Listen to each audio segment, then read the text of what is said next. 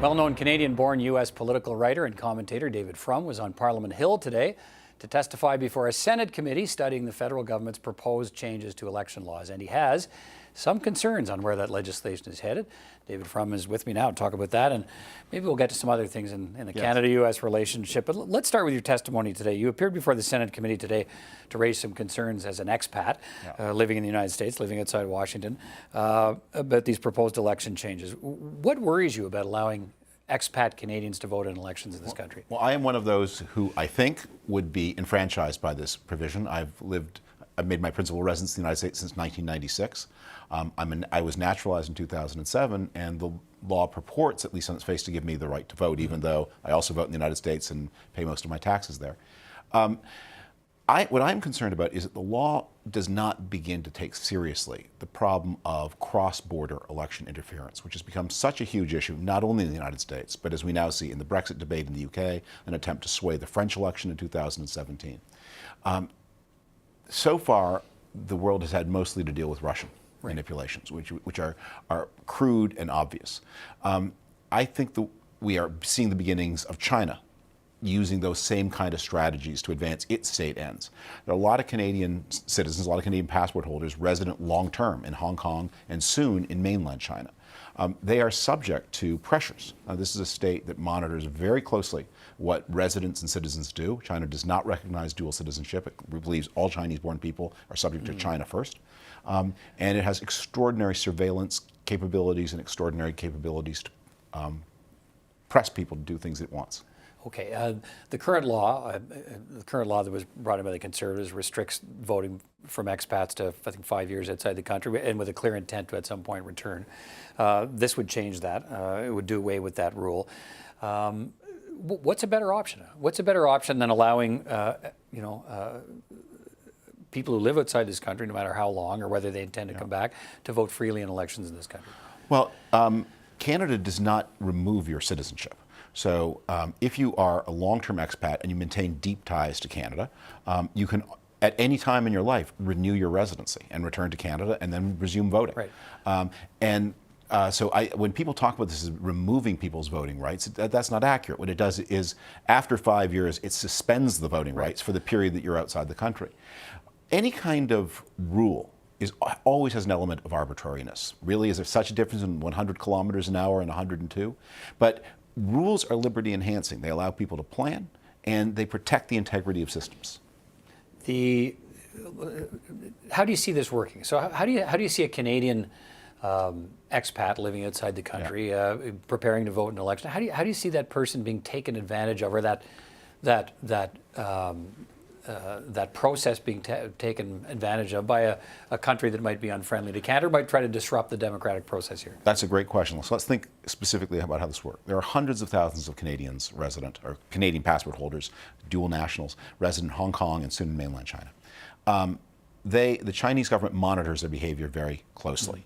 And it doles out, it doesn't just send you to prison if it does. They have this whole system of social credit, where if you do what they regard as pro-social actions, you get an enhanced score. If you do what they see as anti-social actions, this affects your ability to rent housing.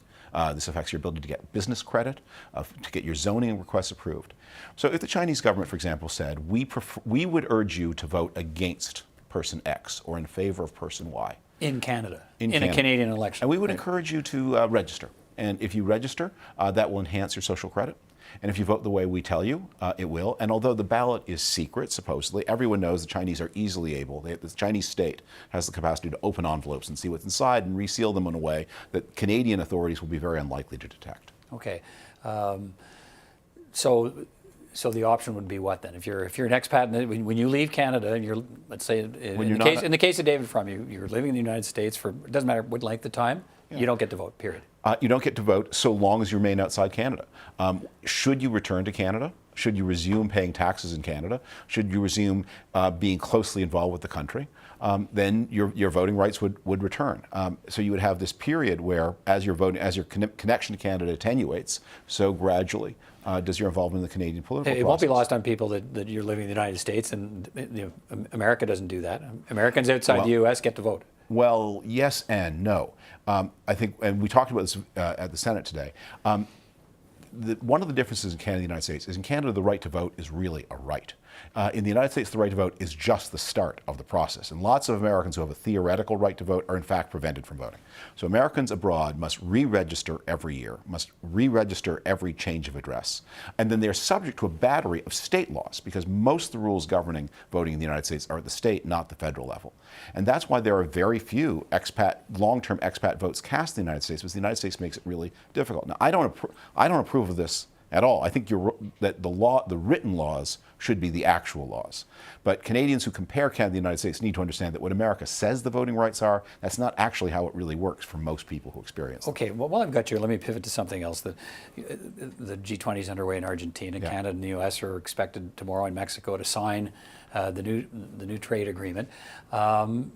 What does that mean to the process? Okay, they sign it. What happens? Does that mean Canadians should be sitting back thinking, okay, that's a done deal given the new look U.S. Congress? Well, I think it won't have significant trouble in Congress, partly because it's so little different from the old NAFTA. It's really NAFTA minus. It's NAFTA, but a little bit worse. It's like a Trump redevelopment. And I think Congress will be very keen to send a message of friendship to Canada, and getting this thing off the table is a message of friendship to Canada. The real heartbreaking thing about this deal is NAFTA was signed in the early 90s. The U.S.-Canada agreement that is the core of it is from the 1980s. There's so many areas in which it is indeed out of date, in which there are opportunities to be picked up. NAFTA was created before the rise of the internet. So as anyone who's tried to do cross-border internet shopping has discovered, that border is very thick, or for streaming video services, or for a whole range of elements of the modern economy. So what was needed was a NAFTA for the 21st century. And there's so many opportunities to generate wealth on both sides of the border, including Mexico as well.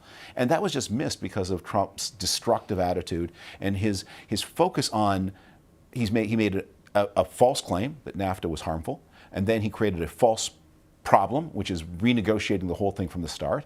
And then he created a false claim of success by taking what is basically the same deal, repackaging it, and giving it a new name. Right, and the tariffs remain. He's made a big deal of tariffs too, and a lot of people suggested Canada shouldn't sign this deal until the tariffs were lifted on aluminum and steel, but they don't seem to be coming off, and he's even talking about the possibility of more tariffs. New crisis with China. Mm-hmm. No, it's just heartbreaking, because there are things that really need to be done. It should be possible for Canadians and Americans to be able to buy goods on either side of the border and have them shipped across by internet, meeting the legitimate concerns about security. Right. Taxation, other kinds of issues that both countries have. People of goodwill can solve these problems if they're given the chance to do it. David Frum, good to talk to you. Thanks for coming by. Thank you.